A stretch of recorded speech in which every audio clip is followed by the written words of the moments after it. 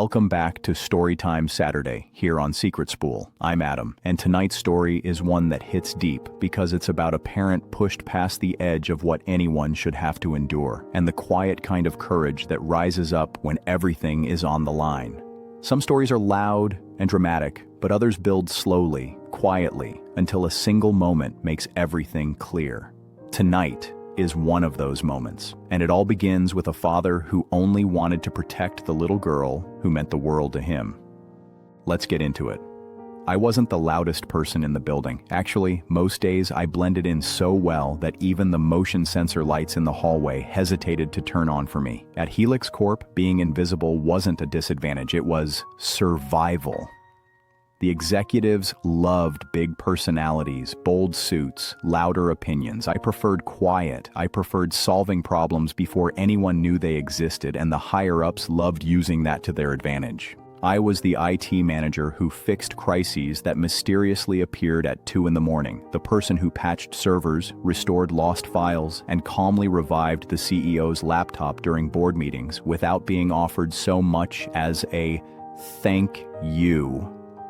Not that I expected one. Not from Harlan Voss. If you've never met a man who carries his college ring like a trophy, Harlan could have been the model, Harvard ring, private helicopter, shoes that cost more than my monthly mortgage. He was the kind of person who believed power made him untouchable, and that the people below him were props for his success story. For years, I ignored the way he barked orders, the way he called people assets instead of employees, the way he'd fire someone over a typo. I ignored it because I needed the job, because my daughter Mia needed stability. But that was before everything changed. Mia was 6, tiny, bright, brave. Her hair was always in uneven pigtails because she insisted on doing them herself. Her doctor told us the diagnosis gently, but there's no gentle way to say a word like leukemia, not when it's about your child. The world shrank. My breath didn't feel like mine. I remember sitting beside her hospital bed while she slept, clutching the stuffed unicorn she carried everywhere, feeling like the universe had tilted off its axis. The cost of treatment was staggering, $1.2 million,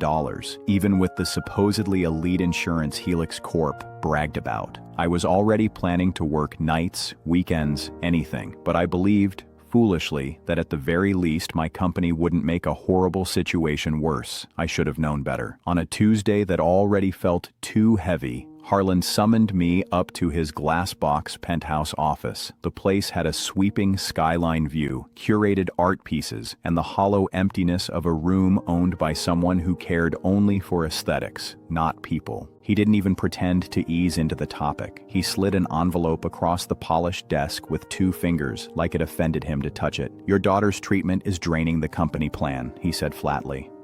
"Remove her as a dependent by midnight. Or consider this your termination notice. Think of it as a loyalty test, son." Son, as if the word softened what he was doing. I stared at the paper. My hands trembled, but not out of fear, out of disbelief. Mia was down the street in a hospital bed, sleeping beneath soft white sheets, the unicorn tucked under her arm. And this man, this leader, was asking me to abandon her medical coverage like clicking a checkbox. "I just need 24 hours, I whispered. A final plea, a sliver of hope. He smirked, clocks ticking, and that was it. Meeting over, my humanity dismissed. That night, I didn't sleep. I couldn't. My apartment was silent except for the faint hum of the refrigerator and the soft ticking of the wall clock, each second landing like a reminder that midnight was getting closer. I sat on the couch, with the envelope still unopened beside me, the weight of it heavier than anything I'd ever held.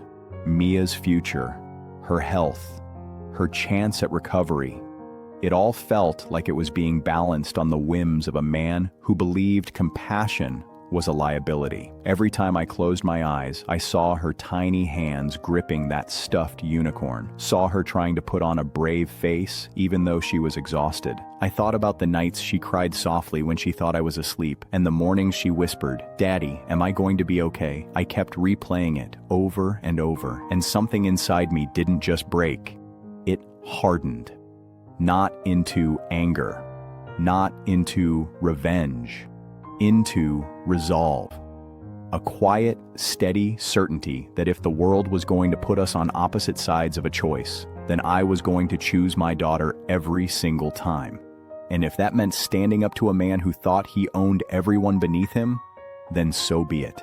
I opened my laptop and logged into the secure administrative portal, the one only 3 people at Helix had access to. One of them was me. If Harlan wanted a loyalty test, I would give him one, just not the kind he expected. The insurance database was a labyrinth only an IT manager could love, but I knew every corner of it, the cracks, the history logs, even the places where old code lingered like dust. Instead of deleting Mia from coverage, I built a hidden audit trail, one that mirrored every executive's dependent profile, copied in full, time-stamped, encrypted, and locked from deletion. A perfect record of who they covered, how much they cost, and exactly how the premiums flowed. Then I did something Harlan would never believe anyone capable of. I removed his wife and children from the insurance plan. Not permanently, just long enough for the system to register him as having initiated the change. 5 years ago, at a golf outing, he had bragged loudly about using password 123 for everything, a joke at the time, a convenience for my plan now. I logged in as him, made the changes, and triggered the automated fraud flag report that sent copies directly to the board compliance inbox. The system could be slow sometimes, but this part was instant. By sunrise, the pieces were already falling. When I arrived at work the next morning, the atmosphere felt electrically tense, like a storm had rolled through the building before anyone got there. People whispered, emails flew, and then chaos erupted. Harlan burst onto the executive floor like a thunderclap, his face a deep shade of purple, his voice echoing through the glass hallways as he shouted my name. He didn't get far. Security intercepted him. 2 officers followed. Within minutes, the man who used to ride a private helicopter to work was being escorted out of the building in handcuffs. The board wasn't just upset, they were furious. The audit trail I'd prepared didn't just expose the insurance manipulation, it revealed years of questionable financial transfers, siphoned premiums, hidden reimbursements, money diverted into accounts that funded his yacht and his executive retreats. Employees weren't draining the plan. Harlan was. Everything unraveled at once. Insurance fraud, embezzlement, tax violations, the kind of charges that even wealth couldn't talk his way out of. For the first time, the building felt lighter. Later that afternoon, the board called me into a meeting, not with anger, not with blame, but with something unexpected: earnestness. "We hope you'll stay," they said. "Helix needs someone with integrity." I didn't want power or prestige. I wanted security for my daughter, so I told them exactly what I needed: complete medical coverage for Mia with no red tape, a $3 million settlement for damages and distress, and the corner office Harlan used to occupy transformed into a non-profit coding academy for kids in long-term care. They agreed to every word. Mia's next chemo session was in a private room overlooking the park, a room with wide windows, warm lighting, and soft blankets that made the hospital feel less like a place of fear and more like a place of healing. Sunlight spilled across her bed in thin golden strips, catching in the curls of her hair as she smiled at me, worn out but still trying to be brave. Her unicorn sat beside her, its fur a little matted from being held through too many long nights. And she squeezed it each time the machines beeped. I sat with her for hours, reading stories, brushing the back of her hand with my thumb, reminding her she wasn't alone. For the first time since the diagnosis, I felt the tension in my chest loosen just a little. Not because everything was suddenly okay, but because the future didn't feel impossible anymore. The treatment was covered. Her doctors were optimistic. Her care team treated her like she mattered. When she drifted off to sleep, I looked around that quiet room and felt something I hadn't felt in months: hope. And 3 months later, that hope became reality. Her doctor walked in with a smile that told me everything before he even spoke: cancer-free. I cried harder than I had the day she was first diagnosed, but this time, the tears tasted like gratitude, like breath returning after being held underwater too long. I visited Harlan once, not out of anger, but for closure. He sat across from me in the visitor's room, no polished office, no designer suit, just an orange uniform and a hollow expression. In his hands, he held a photo of his daughter. His assets were frozen, his family now on public insurance. "You ruined me," he whispered. I slid Mia's latest scan across the table.